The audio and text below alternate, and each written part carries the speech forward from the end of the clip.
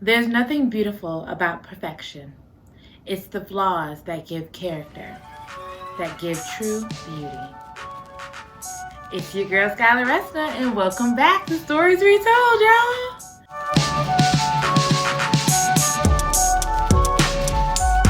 Welcome back to Stories Retold, where we tell amazing stories. It's your girl Skylar Resna, and today's amazing story is Escape to Eden by Rachel McClellan. This was recommended by a coworker of mine. She stopped me and she's like, Skylar, I gotta tell you about this book. And she told me about the first chapter. And I said, so where do I get it? How do I become a part of this conversation? And it was so good, I had to read it. Well, I didn't read it. I listened to the audiobook because I love a good audiobook. It just sucks you in. And I was going about my day, listening to it in my AirPods and going like, oh, she said, what now? I'll be tripping over a good audiobook. Like, if you're not into audiobooks, at least go try it out. Try one out, but make it a good one. And this is probably the one you want to try out, okay? But we love a good audiobook.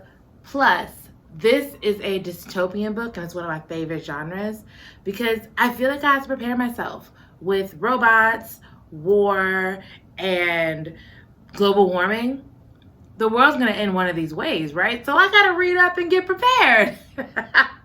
I'm kidding. It's gonna be a virus. Don't hit me no mind. Don't hit me no mind, y'all. Lastly, it is a 3-part trilogy. So even when we're done, we're not done. And I love that because I get to keep rereading my favorite characters and I get to see what happens next, how the story goes. It's like we get to prolong the beautifulness of the story. And I love a good series. I love it. But I'm gonna shut up. Y'all go grab your snacks, grab your tea, and grab your bestie because here we go. Today's summary comes from Goodreads. In the future, mankind has learned how to manipulate their DNA, harnessing only the good genes like intelligence, strength, and height. They call this prime DNA, and humans rushed to get these new pDNA injections, which gave them superhuman-like qualities. Centuries later, however, their DNA became so engineered that humans rarely lived past the age of 30, thanks to a new deadly disease called the kiss. The only cure is to receive an injection of ODNA, DNA from an original human that hasn't been genetically altered. Problem is, there aren't many originals left. With a 17-year-old, they say her name, but I'm gonna take it out because it just helps with the story. We're gonna call her main character for this second.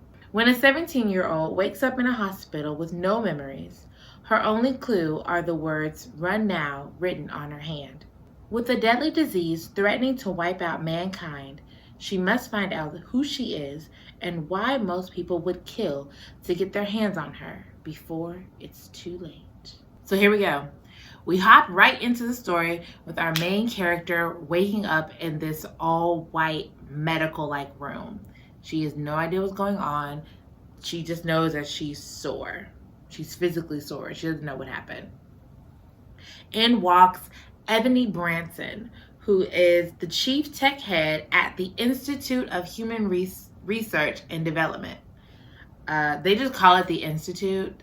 They try to say, oh, it's IHRD, which is like, it's they just call it the Institute because letters. Who does letters right, you know? So Ebony Branson comes to check in on this main character, and she is uniquely formed.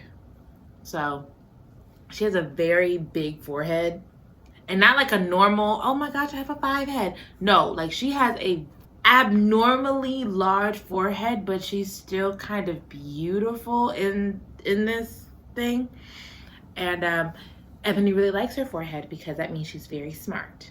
I've heard people tell kids who are younger and get teased for their big forehead, it just means you're really smart. But Ebony was genetically altered to have a big forehead to make her extremely smart. That's actually a genetic thing. So this is that different kind of forehead. Our main character has really killer instincts, We don't know where she got this from, but she has really killer instincts, and her instincts tell her to be nice to Ebony even though she feels she's not a good person. Ebony tells our main character that she is an original, someone who is weak, ugly, unremarkable, and a reminder of what mankind used to be. Because, now mankind is perfect. They've perfected their DNA. Everyone is perfect. But originals are not perfect because they're flawed and they're slower and they can get hurt and all these things, the things that make us human. So now Ebony shows her a window and she asks, do you know this little boy? And the main character's like, no, I don't know this. Sorry to this man. Do you know this little boy? Pooh. Sorry to this man. He could be walking down the street. I wouldn't know. I couldn't let the opportunity pass me by, I had to use it. It was an opportunity. I had to use it. So the little boy points to the main character's hand. She looks at her right hand and it says, now. She didn't get it till she looked at her other hand and it said, run. So her hand said, run now. We are all confused because we don't know who wrote this on her hand. We don't know what happened, but somebody is telling her to run. So out of instinct, the main character asks Ebony for pudding, which comes with like the little rectangle spoon thing. They had plastic. I remember when I was in elementary school, we had the little wooden ones, and when those broke, yeah, we not gonna touch them no more because it's splinters. But she has a plastic one. She's safe from splinters, and she uses them and cleverly makes like 2 shards. And then she fakes a seizure. So somebody else comes running in like, oh snap, what do I do? What do I do? What do I do? The main character stabs the girl in her back, but her lower back, so just so it would temporarily paralyze her. I don't know what kind of self-defense class this girl took to know that if I just stab her right there in her back, she won't like die. She won't be permanently disfigured. No, this is a temporary paralyzation. She took some mighty self-defense classes, and I personally want to sign up. So of course, the alarm goes off. The original broke out of her cell container. We don't know what's going on, but the main character sees the other staff, and these are really odd-looking people with big foreheads, glowing eyes. Some are tall as tree trunks. Okay, we know ain't a lot of us in this world. We figured that out. But she is dodging and blocking these folks like a ninja. I don't know who this girl is, but she's killing the game. We are very proud of her. So as she's running towards the door, the little boy that she saw earlier makes a noise. And her instincts tell her to keep running. But her mind is like, I gotta go back and get him. So she goes back and tries to pull him along, and he falls. So she takes him and picks him up, and he like wraps his hands around her neck and wraps his legs around her waist like he's done this before. And it feels natural to both of them. So maybe they do know each other? I don't know. So they get onto the rooftop and they're like, okay, we have to hide. But there's not a lot of places to hide on a rooftop, So she places the little boy in like this container thing. And she's like, can you wait here until it's safe for me to come back and get you? He said, yeah, I got you. Well, he didn't say it. He didn't really talk. He didn't say it, but he nodded his head, yes. So she puts him in the thing, closes him up. Now she has to find somewhere to hide, and there's really nowhere else to hide. So what she does is she hides under a walkway between like this rooftop and this one. She hides underneath it, holding on to like wires and cords, and she's about 80 stories above the ground. That's scary. My only advice for you, sis, don't look down. Don't look down. So unfortunately, the Institute found the boy. And as much as our main character wanted to get up and just chase after them and get the little boy back. She couldn't. She's like, I'm gonna have to just come back for him later, because if I get kidnapped too, well, if I get taken again too, there's no hope for either one of us. So hours go by, and she finally gets from under the walkway, and she has open sores on her hands. Like, that's how long and how hard she was holding on. Ow. Ooh. Ow. Ow. That hurts. So she goes into the neighboring building that the walkway was connecting to, and she's trying to figure out where she is, what's going on, because she has no memory. She has no memory of what's going on. Did I mention she has no memory? She has no memory. She don't know who she is, what's going on, nothing. She runs into this guy, and he has glowing eyes. Those who have glowing eyes but look like us have powers. That's what we figured out. If you have different color, glowing eyes, you have been genetically mutated. So this guy she runs into has glowing eyes. My first thought is, this is going to be the shortest book of my life, because they just got her. Again, I don't know how she's going to break out of that thing twice.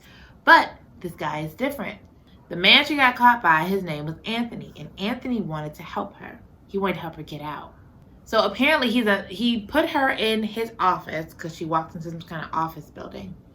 And apparently he's a manager or something, because he got everybody to go home early with no suspicion. Okay, thank you, Anthony. Thank you, I guess. Because at this point, I'm still kind of hesitant. I don't really know what's going on. Once he clears the building and everything's safe, he gives her some kind of stuff to help her hands. Thank you so much, because, that would have hurt. And then she tells him her story so far, and he's intrigued and answers what he can. He tells her that she's in Boston, and she has escaped an impossible situation, especially with her having no special abilities against everyone else who has special abilities. You did something that is, in the most case, impossible to do. So congratulations to you. From what he can tell, she has been heavily trained by somebody who knows the Institute and knows the different races of pDNA, or prime people. Then he gives us a little history lesson so we can actually learn what in the world happened here. Almost 2 centuries ago, the world was perfect and at peace. Like, seriously perfect. Like, everybody was happy. No world hunger. No poverty. Everybody was good. Everybody was good. But humans were bored with nothing to do or solve. So they searched for a way to make humans perfect.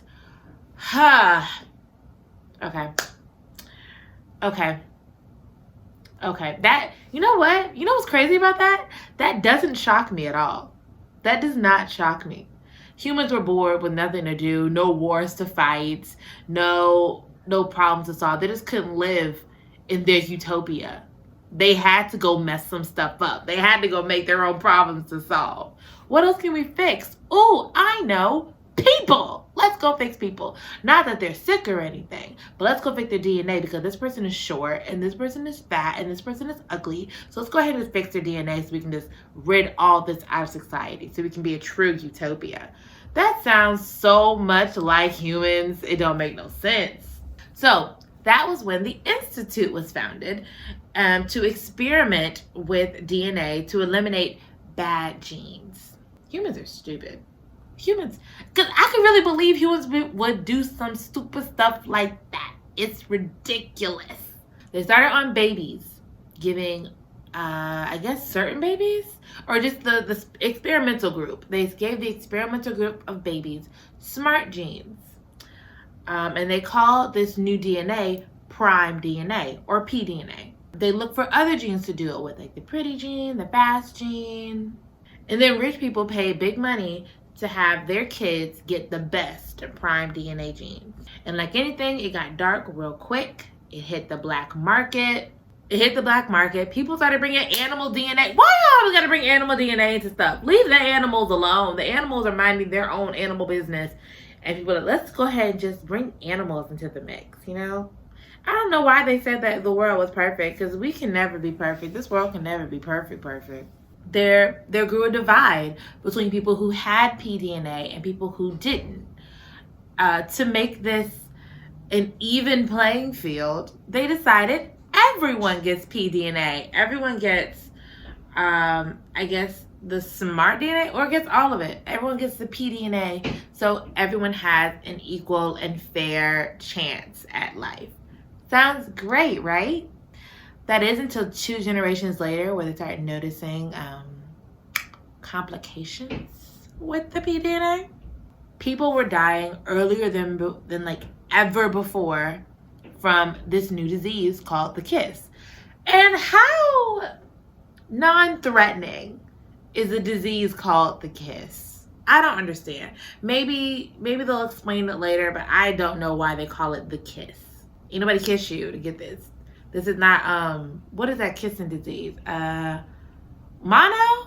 I don't know. Whatever that kissing disease is. I didn't catch it. Because I ain't kissed nobody. But whatever that disease is, this is not that. This is deadly. This is way more deadly. I think it is mono. I think mono is actually that. I don't know. Yup, mono. Mono's called the kissing disease. Sharing drinks, silverware, and all that good stuff. Well, good stuff, bad stuff. Okay, so mono is rarely fatal. This kissing disease is extremely fatal. If you catch it, you're gone. And I think from what I've seen, everybody catches it. Like, everybody dies. No one dies of natural causes. There are no natural causes of death because they took that out of the DNA. Their only death is this terrible disease, the kiss. So that's that. The synthetic DNA gave people abnormal abilities, which led to colored eyes and glowing eyes, which is a sign of genetic alteration. Which is important why our main character now makes sure she has to hide her eyes, because people are going to know if your eyes are not glowing, you ain't got no powers, you got ODNA, you're extremely valuable. Which is why everybody is after the main character, because she has ODNA. We need you to live longer, so give me the stuff. And it's not taken from her blood. I thought it would be her blood, you know? Because in my mind, maybe you can get something from that. I don't know. But no, it's taken from their bone marrow. And that may explain why that little boy was so thin. I don't know. We'll keep reading to find out, but he looked sick. We learned that the Institute is in charge of everything, including the government. Like, the government plays to the will of the institution, which makes sense because people can live longer from what they're doing. And with everyone having a death sentence, they're a pretty powerful organization. So as for her memory loss and why she knows nothing, Anthony thinks that they gave her a temporary blocker. She hopes by finding out who she is and where she's from, it'll help her survive. Here's my thought. This main character has to be from a very distant past because she has knowledge of like some common day things. Like, she knows what a door is. So what a building is, a bridge is. She isn't like too taken aback by everything going on around her, but she really doesn't have a lot of common knowledge on other things, and I'm really confused. So then she asks the most important question that is burning in the back of all of our minds. Why are you, a person who can make a lot of money from me and live longer with what I have inside of me, why are you helping me? Anthony says that there is a group of people who have the mentality that the Institute is not going to solve this problem. The Institute has been saying for years that they're close to coming up with a cure, but nothing has happened. So they decided their new goal is to find originals, protect them, and get them to this place called Eden. And apparently Eden is this safe haven for all originals. But nobody with pDNA knows where it is. They just know there is a place called Eden, and we just got to get you there. So Anthony brings in this friend named Jenna. And Jenna's supposed to help them take the main character to Rapture, which is a club that someone there can help get them on the path to Eden. Anthony and Jenna have like a very cute brother-sister relationship, even though it's clear they're not siblings. I don't like Jenna because she's too childish for me. Now, of course, she's 13 because apparently since you're not going to live long, you don't really have much of a childhood. As soon as you're able, I think they started driving at 12. you start working about that age too, 12 or 13. Because Jenna's 13. So I think they start driving and everything at 12. So at 12, you become an adult. You ain't ready to be an adult at 12. But in this book, she's an adult at 12. And I'm not a fan of her. I'm just not a fan of her. I do not like her. Because she calls the main character Patch after her dog. Because her dead dog, I'm pretty sure the dog is dead. Her dead dog and the main character both have brown hair. She's like, well, since we don't know your name, I'm just going to call you Patch. You gonna call me after your dead dog? Nah, bye. I don't like her. I just don't like her. I don't like her. So inside the club, Anthony has to go find the guy they're looking for. After Jenna gets disrespectful again to this main character, Jenna walks off and leaves her in this club where she knows nobody else and people will pay big money for her DNA. That's such a smart idea, Jenna. Such a smart idea. Stupid. Just stupid. She's a kid. Skylar, she's a kid. I don't care. I just don't like her. Now, they said Jenna has been through some stuff in her life, but it's no reason for you to be a butthole. It's no reason on God's green earth for you to be a butthole. And then there's this man with lightning blue eyes who sees the main character and starts walking towards her. If I see you and you see me, that means you see my eyes. You have to see my eyes. That's not okay. She tries to like run away a little bit when he catches her. Because she tries to walk away. She tries to like get away from him. But when he meets up with her, he forces her to look her in the eye as he has a death grip on her shoulder. This reminds me of very enemies to lovers type trope. Just the way they described him. It felt very Wattpad to me. I haven't read a Wattpad, but I'm on TikTok and they talk about Wattpad when I'm on Book Talk. So it just seems on brand, you know? Since I had a Wattpad connection here, and I will not call this girl Patch. I'm just going to call her YN for right now. In true Wattpad fashion, I'm just going to call her YN. That's how we're going to do it. So YN looks into his eyes. He sees what she is. And she needs him in the nuts. I'm proud. Go for it, girl. So she tries to hide in the crowd. And somebody else noticed her eyes. But the guy with the blue eye, the lightning blue eyes, saves her. Saying like, oh, she's tweaking on something. It's just drugs. She's fine. Don't worry about it. Enjoy the party. So once they're alone, we find out he's not going to hurt her. I guess he's a friend? Sure, he's a friend right now. So YN tells him that she's looking for Anthony. So the man takes her to Anthony, and we find out that the guy's name is Colt. So Colt takes her to Anthony, and Colt is a part of this group of people who want to get her to Eden, I guess. I'm going to explain a little later. Let me keep going, and then I'll explain. I promise I'll explain. Unfortunately, the man they came to see cannot directly help get a YN to Eden, but he gives them direction to a safe house that they can hang out at until they can get her to Eden. Eden sounds vaguely familiar to YN, but he doesn't remember much, so it just might trigger something she doesn't know. What's interesting is multiple people in this room are saying they cannot trust Colt. Why? We will find out. We will find out. So YN protests that, look, you guys have been really helpful. I don't want anybody to get in trouble. I can just give me the directions and I'll take myself there. I'll be fine. Which is probably the dumbest thing she's said so far. Actually, it is the dumbest thing she's said so far. Her dumb started to come out in here. She has her moments, but her dumb started to come out right here. Because she don't know where she's going. She don't know who she is or where she at. Why do you think it's a good idea for you to go by yourself? They don't make sense. Don't make dollars nor cents. So, fix that. Colt finally agrees to take her. And Jenna, who's finally come back from her party, is like, okay, cool, I'll go too. The fact that Jenna is going on this adventure, I feel like the author's going to want me to like her. I don't like her right now. I don't like her. I don't want her to go. I want her to sit down and party like the little 13-year-old hot tail wanted to. So Anthony and Colt are trying to find out where YN could possibly be from. They assume it was from a raid the Institute did last month, but According to Colt, they didn't find anybody there. Maybe somebody lied? I don't know. When they get to the safe house, there's a picture of a man on the wall, an original named Howard O.P. Edmonds, a scientist that is trying to find a cure for the kiss. His initials are Hope. And for some reason, I feel it's going to be significant, so I'm just going to throw that out there. Whoa. Also, YN has a connection with this picture. Like, she feels some kind of familiarity. We don't know why, but we'll find out later on.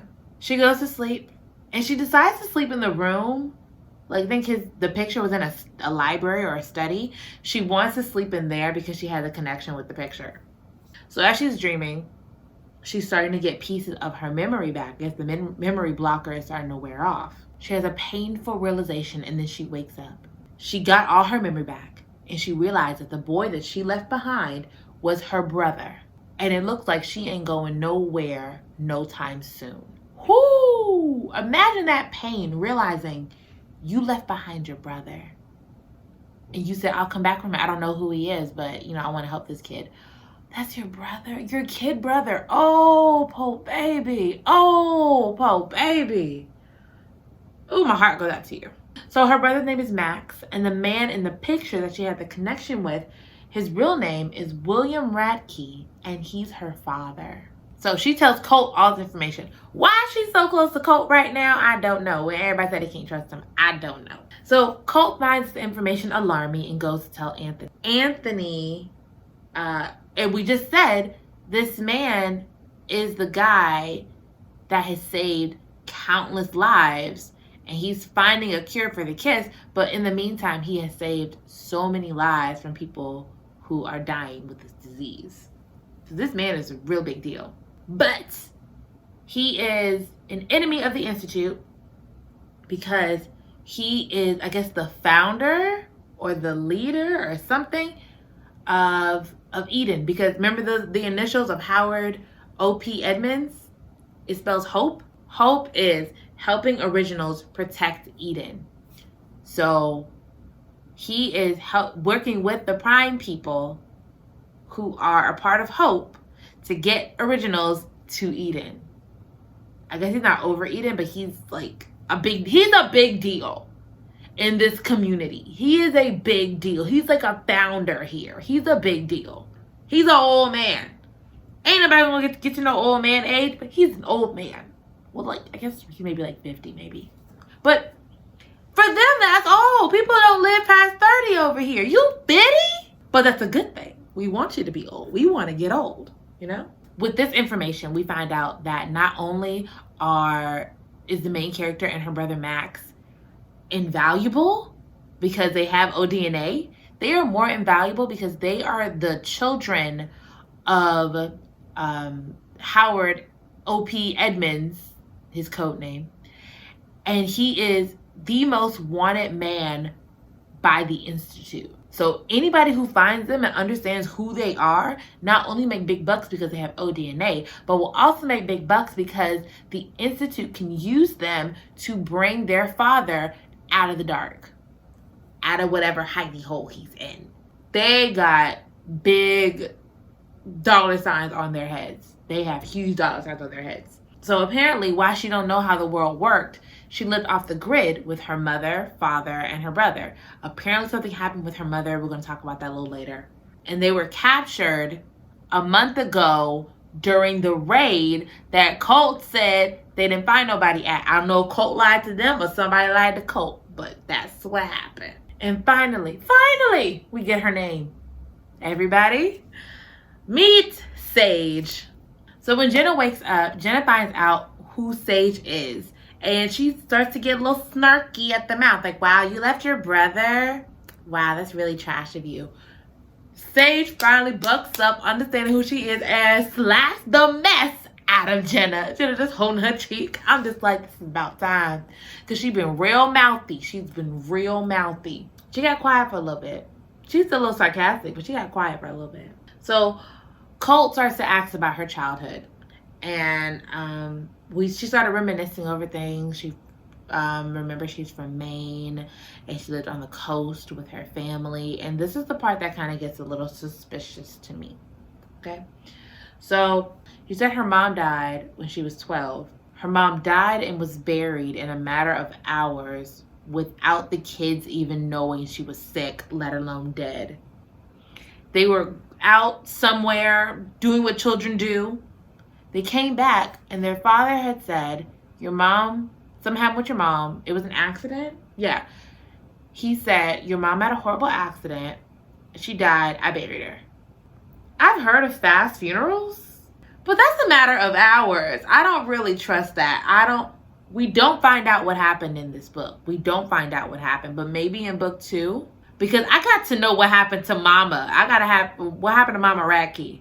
So Jenna, being the messiest person I've ever read in my life, tells Sage, but actually, you know what? Jenna's messy, but I'm thankful that she said it because nobody was going to say it. So I'm thankful for Jenna, even though I don't like Jenna, because she told Sage why she couldn't trust Colt. Because apparently, she calls Colt a knock. The reason that nobody trusts Colt is because Colt is the reason that Sage and her entire family are in this mess to begin with. What do you mean, Skylar? Oh, I will explain. Actually, no, I won't. Read the book. Actually, I won't. I won't tell you why. But just know Colt is the reason her family's in this giant mess. And I want to slap the mess out of Colt. I want to strangle Colt. But he's the reason. I was really going to tell y'all, but I was like, you know what? Read the book. So you can get just as mad as I did. Because we got to do something about Max. We got to do something about Max. We can't just leave Max. That's what they did. They said, okay, we got to figure out how to get Max out. So Jenna and Anthony go to, I guess, talk to the guy again about how to get Max out of there, because now they know who Max is and Sage is not leaving without Max. So they leave Colt and Sage together. In all fairness, Anthony don't know that Jenna just told on Colt, but Jenna is just a petty child. I'm a fan of petty sometimes, but this is not the case. Oh, I don't like her. And Sage, I don't understand. She's sad over the fact that her brother is, caught up, but your feelings towards Colt, you're not mad? You haven't slapped him? At least, at bare minimum, you slapped Jenna for talking smack. Colt is the reason you got into this man. You ain't did nothing to him yet? I'm confused. Oh, there's no rage? There's no nothing? Nothing? We get nothing? Okay. All right. I believe this warrants more emotion from her, and I didn't get what I was supposed to get. I don't know what's going on. She's way too calm for me. She might try to pop off and kill him later, though. I hope she pops off and tries to kill him later. At least a stab or something, But suddenly, Colt hears something with his senses. He's enhanced, okay? He's enhanced. I'm going to believe his senses. He and Sage have to start running right now because the institution found them and they are moving in quickly. But here's the thing. Colt and Sage are trying to escape, but Sage is very understandably tired because she just went through a big old deal. Her hands haven't even healed up yet. She don't have the endurance as everybody else with pDNA. So Colt's carrying her up these stairs, and then they get to a rooftop. And there is no adjoining bridge at this time. There's nowhere for them to hide this time. So Colt's like, you're going to have to trust me. And she's like, okay. He said, no, seriously, whatever happens, do not let go. You have one job, one instruction. Don't let go. Don't let go. I don't know why this reminds me of Titanic. And Rose like, don't let go, Jack. And then she ripped his hands off. He's not going to rip your hands off on this. Rose is dirty. We'll talk about the Titanic another day. But she has one job. Don't let go. She said, okay. Colt runs and jumps off the edge. Sage hears something start to rip. I'm thinking his skin is ripping off and he has this bionic arm like Bucky. And he's just using his hand to just like slow their descent down the wall or whatever. No, that's not what happened at all. I really thought that's what happened. So, that's not the case. She looks up to see this man has bat wings. I'm sorry. When I found out, I just couldn't stop laughing. I was driving and I was yelling, "This man's a freaking bat! This man is a freaking bat!" He's Batman. He's Batman. He's Batman. So this man is a bat. Well, he has bat gene. Because remember how I said that people were using animal DNA and human DNA, putting things together we're not supposed to be together? Yeah, this is how Colt has bat genes. And apparently he gets it from his mom's side. Extra information. There you go. Sage, like a dummy, pushes away because she's scared of the doggone bat wings that are saving her life. Luckily, Colt swoops in and catches her and saves her behind from splatting on the ground. You had one job. Don't let go. Don't let go. Don't let go, Jack. Don't let go, Sage. Don't let go, dummy. Oh my gosh. So now we know that why Jenna calls him a knock, I guess for nocturnal. But he's not nocturnal, but Jenna's just mean. We got that. Jenna's just mean. Also, we see that Colt has the kiss. Now, the kiss usually affects people who are like in their later 20s, but Colt's like, what, 19? And the reason it affects him worse at a younger age is because he doesn't have DNA that is with human to human genes. He has the animal adaptation, what makes his case a lot worse. I feel kind of bad for him. I still don't know why it's called a kiss, because this man has seizures. I don't know why it's called a kiss, but he has seizures that knock him out. So Sage's brother is moved from the Institute to this like event hall type lab place thing, because there's a big fundraiser happening where the rich people are raising money for ODNA for poor dying people. How generous. Max will be at the event because the donors want to see the originals that they are paying for. Also, according to their intel, an average adult has the lifespan of about 6 months in the Institute, and that's even less time for a kid. So they have to get Max out now. We don't know how long Max is gonna live if we don't get him out today, right now, ahora, okay? So at first, they's like, Sage, you are not going. You are valuable. If they find you, they'll have you and Max, and then that'll be a bad day for everybody.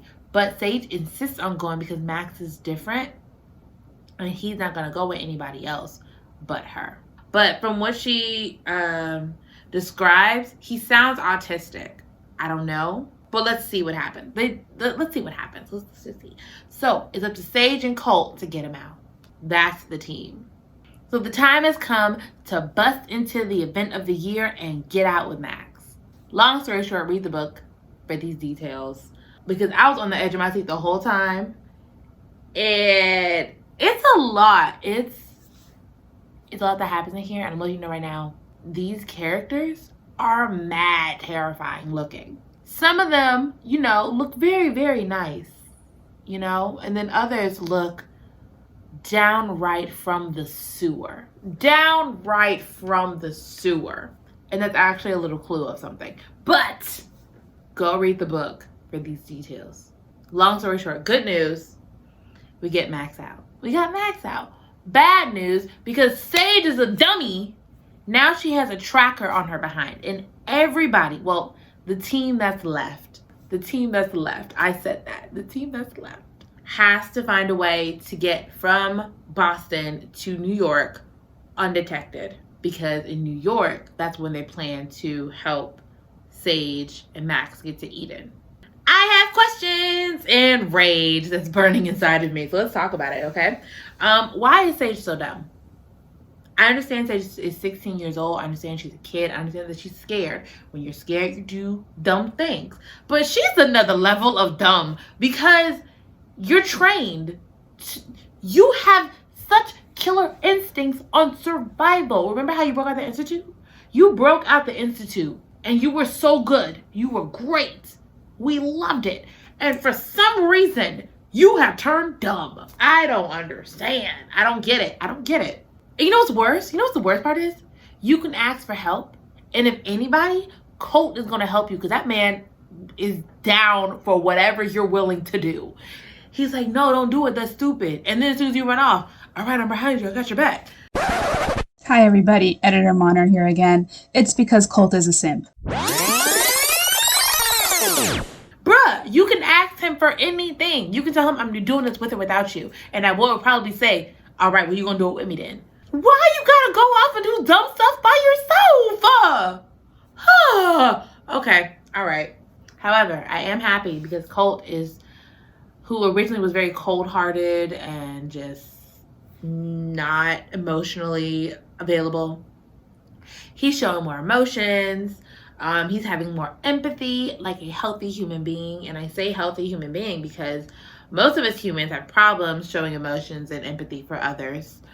Not pointing fingers, but I'm just saying as a general consensus, sometimes we have a hard time showing our emotions and showing empathy for others.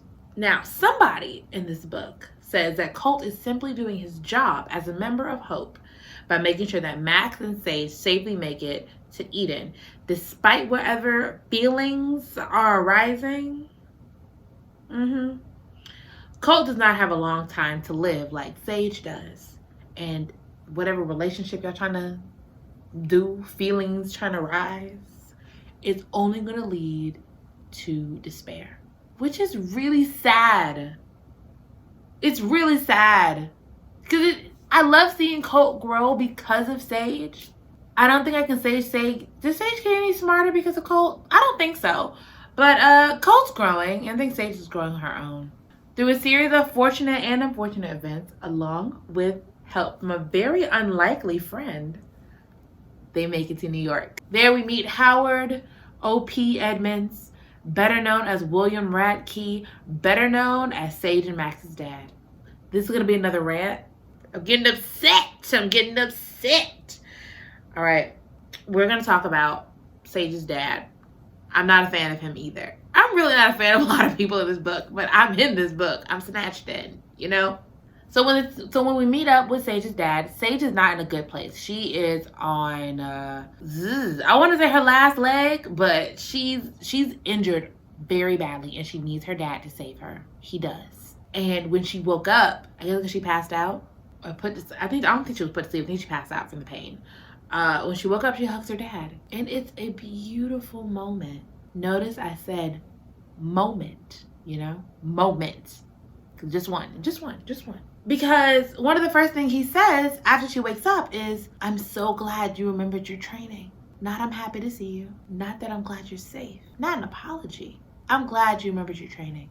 Now, Sage has mentioned that the training her father put her through was cruel. And from what she talked about and how she describes it, that's hard for any teenager to go through.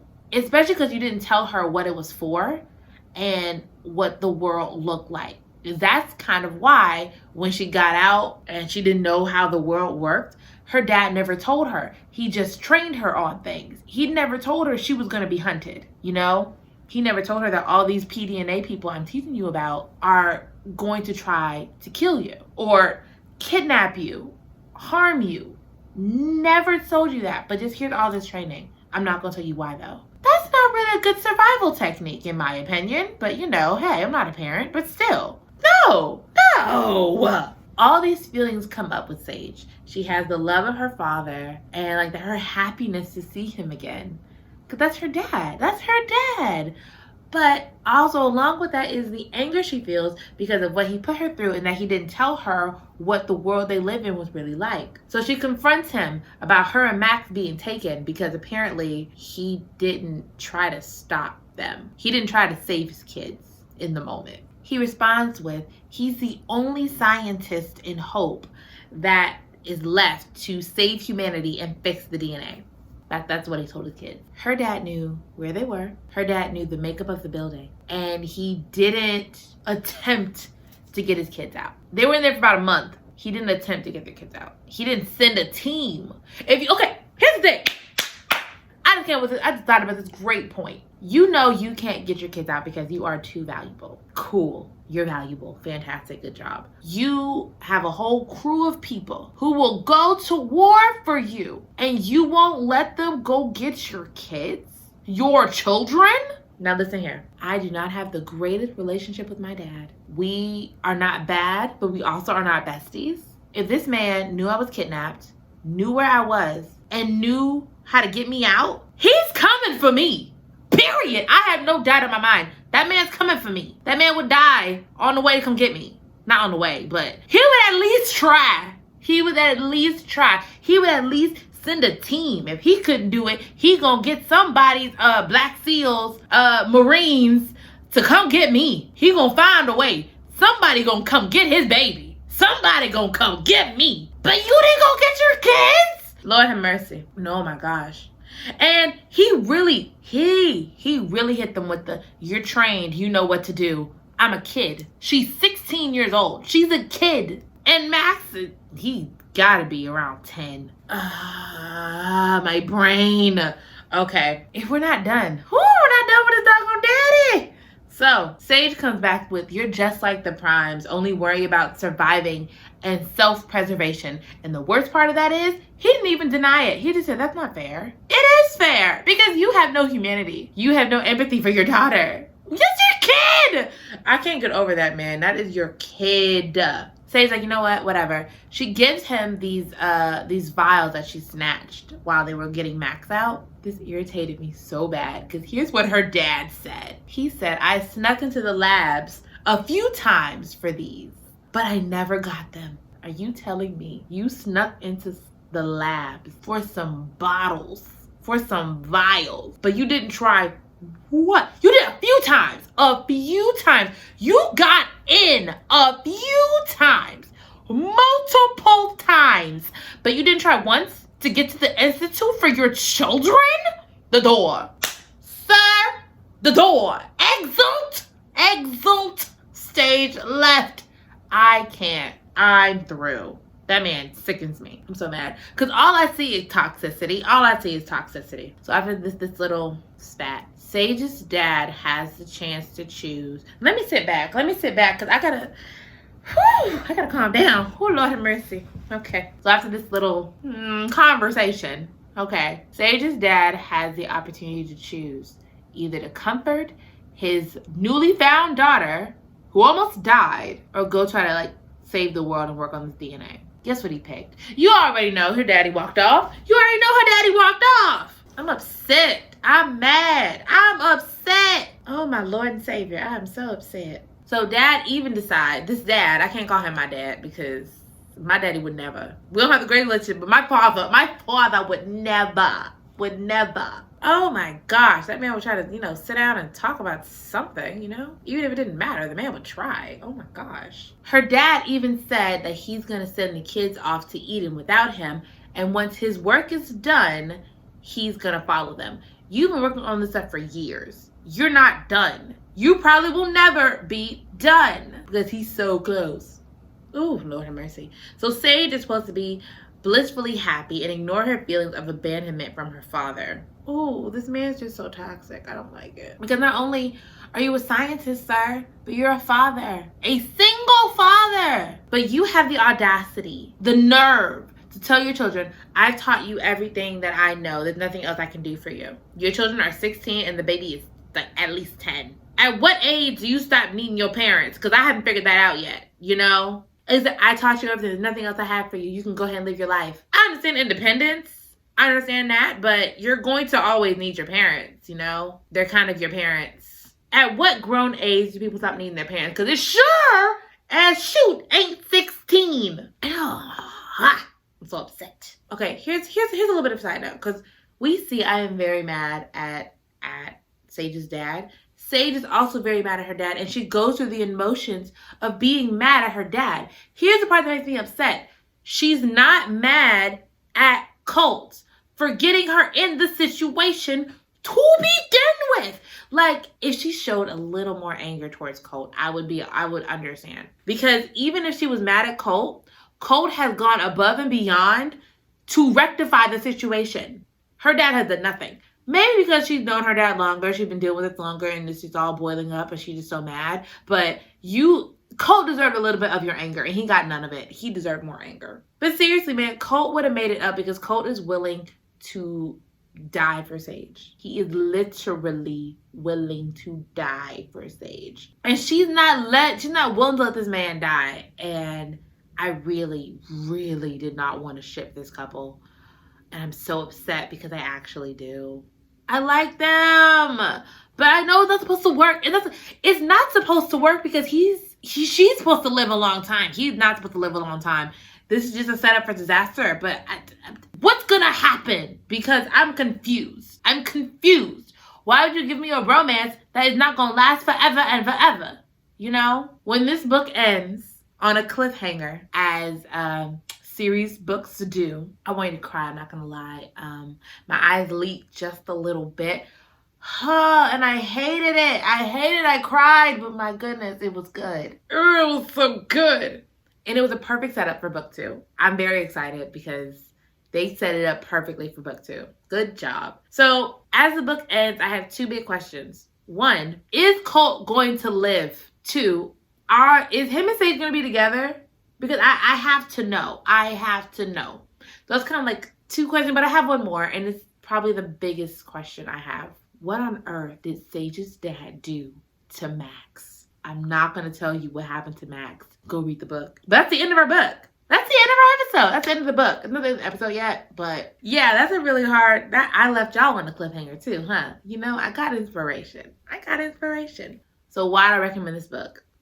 I have read a lot of dystopian books. Like I said, it's my favorite genre or subgenre, I guess. But this is the first one I've read about alternating DNA, and I would believe it. I would believe humans, especially Americans, would do something as crazy as like, you know what? I'm bored. Let's mess some stuff up, and then we're going to fix our own problems and cause our own demise. It just makes sense. It makes sense to me that this will actually be a thing that happened. If you like teen romances, get this book because I'm really about sick of Sage and Colt, but in a good way. Because a part of me is like, ew. But another part of me is like, oh, that's so cute. And I don't, okay. But overall, this is actually a really fun book. There's a lot of action and adventures. There's a dash of romance. And then an authoritarian organization that's pure evil. So, you know, what's not to love? My favorite part about this story that it will pull you in from the jump. From the first chapter, I was already snatched. I didn't have to work hard to like stay in this book. It was a smooth ride, even though I had to pause it and scream a couple times because, you know, these characters, as we see, make me very passionate. And I was very into the book. Like, why on earth is that the decision you made? This author, Miss Rachel McClellan, I hope I said that right.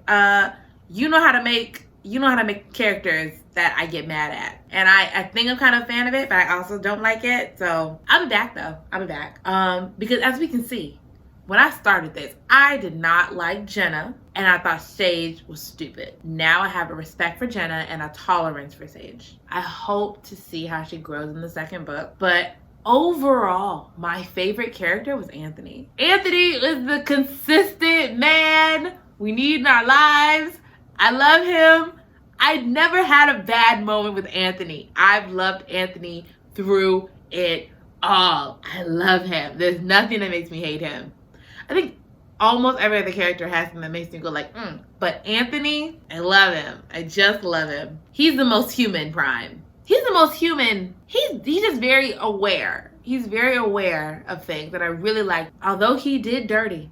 Although he did wrong. Colt is my favorite character growth. He really did a big number and really grew, and I was very proud of him. My least favorite part. I think I made it pretty clear. Sage is stupid. Sage is dumb. I did not like the dumb decisions that she made that she didn't have to make. Of course, Jenna got on my last nerve, and at the end of the book, I got a respect for her, but nobody compares to the disdain I had for Sage. Strike that. Sage's father, I really didn't like him. But Sage still made a lot of dumb decisions I didn't like. And it just, and it was so many. It was so much. And I was just, to be so smart. She was so dumb. And I just hated it. I hated it so much. Also, please, whoever makes movies out there, do not make this book into a movie because these characters are so scary looking. I'm going to have nightmares. I thought about them again. Ah! They're scary. Please don't make them to a movie. Thank you so much. I appreciate you. Moral of the story. There is a great beauty in being you. Don't discount who you are. Everyone has their own story, and it's important that we know each other so we can see each other as individuals. Trying to be perfect brings apathy. And don't just survive. Live. And that is the end of our episode today. I'm very excited for the next book. It should be just as action-packed as this one. They really left us on a mighty cliffhanger, and that's the beauty of series books, you know? Leave you on a cliffhanger, leave you wanting more. I hope you enjoyed this episode as much as I did. And remember, own your own story, read to expand your mind, and I'll see you next time. Bye!